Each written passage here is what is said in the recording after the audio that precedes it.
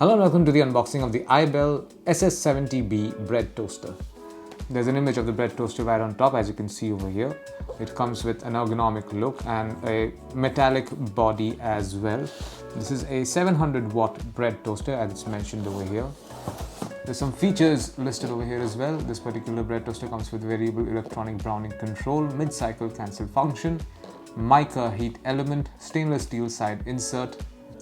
It operates on 230 volts to 50 Hz and it's a 700 watt power bread toaster. Any more information? No, that's more or less it. I'm going to open this box and show you what's inside.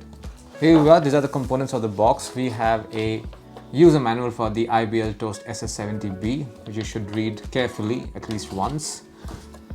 And this is a warranty card from iBELL for this particular toaster. So this is it. This is what the toaster looks like.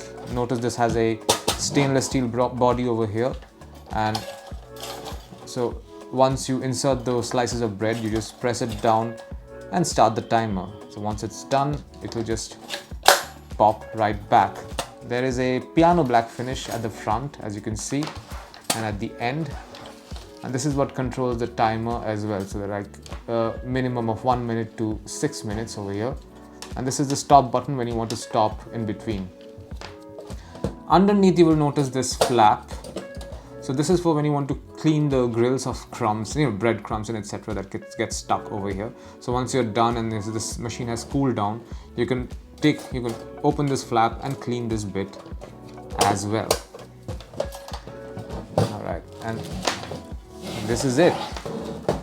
This is what you find inside the box containing the iBELL SS70B bread toaster. Thank you for watching.